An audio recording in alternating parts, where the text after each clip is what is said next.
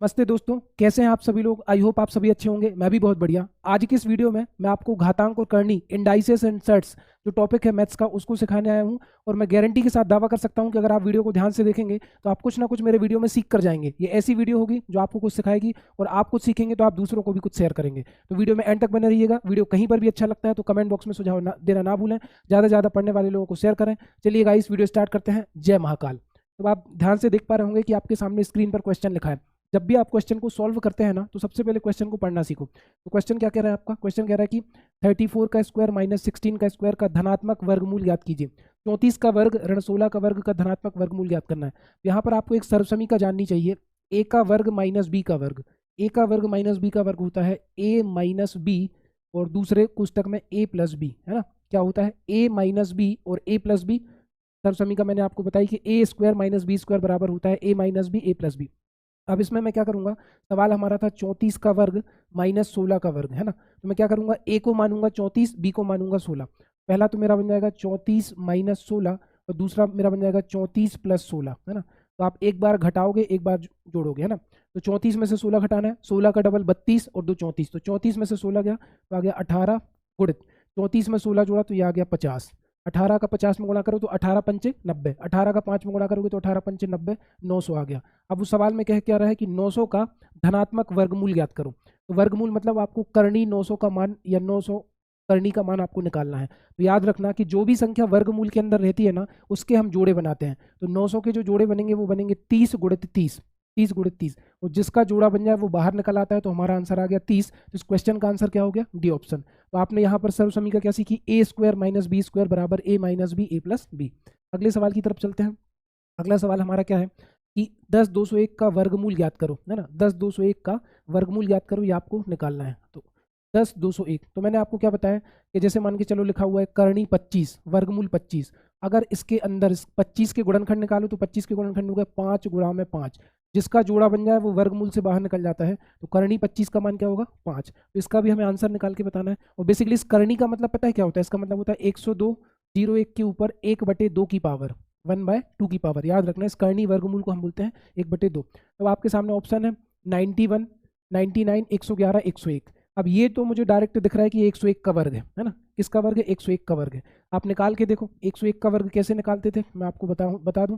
101 100 से कितना ज़्यादा है सर? एक ज़्यादा है। तो एक का वर्ग किया तो एक का वर्ग आया एक, आगे जीरो लगा दिया क्योंकि यहाँ पर 2 अंक चाहिए।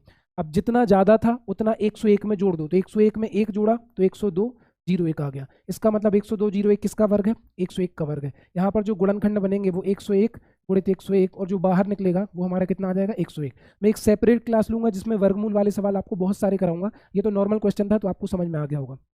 अगले सवाल की तरफ चलते हैं।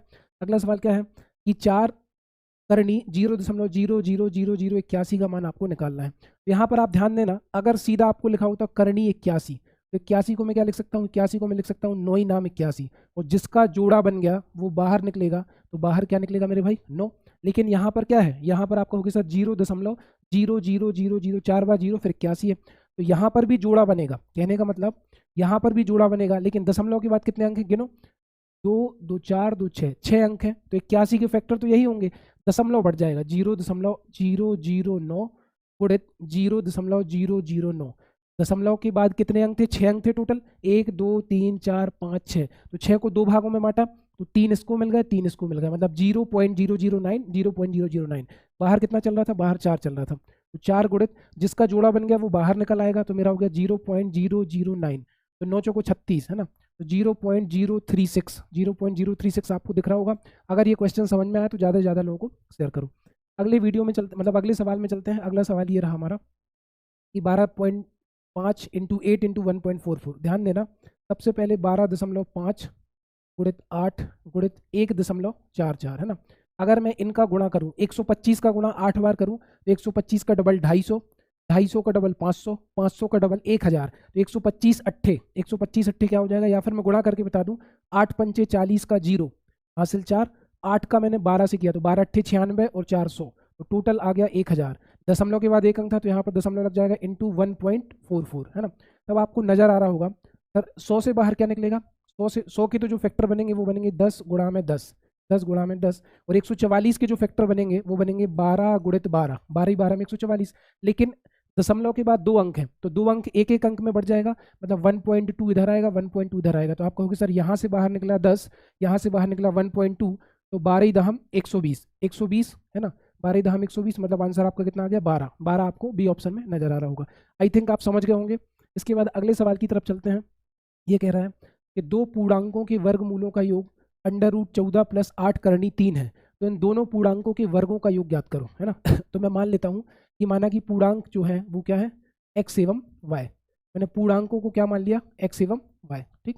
अब सवाल में क्या कह रहा है, सवाल में कह रहा है कि दो पूर्णांकों के वर्गमूलों का योग, तो अगर एक पूर्णांक x है तो x का वर्गमूल हो गया करनी x और y का वर्गमूल हो गया करनी y, इनका जो योग दिया है वो दिया है आपको करनी 14 + 8 करनी 3, है ना। अब हम क्या करेंगे, इसको आप दे सकते हो इक्वेशन नंबर 1, है ना, इक्वेशन नंबर 1। अब दोनों साइड वर्ग कर दो, यहाँ भी वर्ग हो जाएगा, ये हो जाएगा करनी x + करनी y का स्क्वायर बराबर 14 + 8 करनी 3 का होल स्क्वायर, है ना, 8 करनी 3 का होल स्क्वायर। यहाँ पर सर्वसमीका कौन सी लगेगी, मैं अगली स्लाइड में आपको ले चलता हूँ, ध्यान देना, 14 + 8 करनी 3, है ना। हमारा सवाल क्या था, हमारा सवाल ये हो गया था करनी x + करनी y का होल स्क्वायर बराबर, सवाल हो गया था 14 + करनी 14 + 8 करनी 3 का होल स्क्वायर, दोनों तरफ वर्ग करेंगे।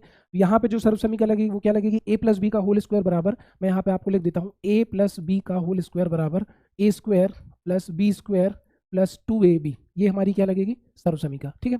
a की जगह करनी x है, b की जगह करनी y है, रख दो, तो आप कहोगे सर करनी x का वर्ग प्लस करनी y का वर्ग प्लस 2 करनी xy, है ना, x और y का आपस में गुणा हो जाएगा, एक साथ करनी लग जाएगा। यहाँ पर ये वर्गमूल से ये 2 कट गया तो हमारा कितना आ गया, 14 + 8 करनी 3, 14 + 8 करनी 3, ठीक है। अब यहाँ पे भी ये वर्गमूल और ये 2 कट जाएगा, तो करनी से ये 2 कट गया, करनी से 2 कट गया, यहाँ पर आ गया x + y + 2 करनी xy बराबर 14 + 8 करनी 3। अब आप ध्यान से देख पा रहे होंगे कि जो x + y है, x + y है वो कितने के बराबर आ गया, 14 की। तो आप कहोगे सर x + y बराबर आपको 14 नजर आ रहा है। इन द सेम वे इसकी भी आपस में तुलना कर दो, इसकी जब आप आपस में आप तुलना करोगे तो यह आ जाएगा आपका 2 करनी xy बराबर 8 करनी 3, और 2 से काट दो तो 2 चौको 8। अब दोनों तरफ हम वर्ग करेंगे तो क्या हो जाएगा, ये हो जाएगा आपका xy, है ना, वो 4 का वर्ग 16, 16 × 48, xy बराबर कितना आ गया 48, है ना। ये कैसे आया, ये मैं आपको वर्ग करके बता देता हूँ। जैसे करनी xy का होल स्क्वायर किया आपने और 4 करनी 3 का होल स्क्वायर किया, तो ये करनी से ये 2 कट गया, हमारा क्या बचा xy बराबर 4 का वर्ग 16 और करनी 3 का वर्ग 3, तो 16 × 48। तो जैसे ही मैंने ये देखा तो मुझे समझ में आ गया कि सर x + y का मान 14 है और xy बराबर 48 है, तो 8 और 6 14, 8 6 48, मतलब x बराबर अगर मैं 8 रख दूं और y बराबर 6 रख दूं तो 8 और 6 14 आ रहा है, सेटिस्फाई कर रहा है, और 8 6 48 हो रहा है। तो अगली स्लाइड पर चलते हैं। दोनों पूर्णांकों के वर्गों का योग, तो 8 का वर्ग 64 और 6 का वर्ग 36, 64 में 36 जोड़ोगे तो फाइनल आंसर क्या बनेगा, 100 बनेगा, है ना। ये थोड़ा सा दिमाग लगाने वाला क्वेश्चन था। अगले सवाल की तरफ चलते हैं। अगला सवाल ये रहा जो कि लास्ट रहेगा आज का, कि यदि करनी 7 बराबर 2.6457 और करनी 3 बराबर 1.732, इसका मान आपको निकालना है। तो 1/√7 - √3, याद रखना जब भी किसी भी भिन्न के हर में रूट वाली संख्याएं हो, जब भी किसी भी भिन्न के हर में करनी वाली संख्याएं हो, तो इसका हम परिमेयकरण करते हैं। क्या करते हैं, परिमेयकरण, है ना। और हर का जब भी हम परिमेयकरण करेंगे तो केवल चिन्ह बदलेगा, माइनस का क्या हो जाएगा मेरे भाई, प्लस हो जाएगा, हो जाएगा करनी 7 + करनी 3 बटे करनी 7 + करनी 3 बराबर करनी 7 धन करनी 3 का 1 से गुणा होगा, तो ये हो गया आपका करनी 7 धन करनी 3 बटे a ऋण b और a धन b का वर्ग करोगे तो a का वर्ग ऋण b का वर्ग, है ना। 7 में से 3 गया कितना आ गया 4, है ना। करनी 7 का वर्ग 7 और करनी 3 का वर्ग 3, 7 में से 3 गया 4, तो 7 का मान कितना है, तो आप कहोगे सर 2.6457, है ना। और करनी 3 का मान कितना है 1.732, वो जोड़ो 7 5 2 7 4 3 7 6 7 13 की 3 2 1 3 और 1 4, तो 4.3777, इसको आप 4 से भाग दोगे तो आपका आंसर आएगा। दे दो भाग, तो 4 एकम 4, पूरा भाग चला गया, है ना। भाग न जा भाग नमस्ती 0, 3 के साथ उतारा 9, 4 नाम 36 बचा 1, 4 चौको 16 बचा 1, 4 चौको 16, 1.0944, ये ए ऑप्शन में आ रहा है ना। तो आई होप आपको आज की क्लास बढ़िया लगी होगी। अगर क्लास बढ़िया लगी, कॉन्सेप्ट आपको समझ में आया, तो ज़्यादा से ज़्यादा लोगों को शेयर करना। Thank you so much guys. इस तरह की अगली क्लास के साथ मिलते हैं। धन्यवाद।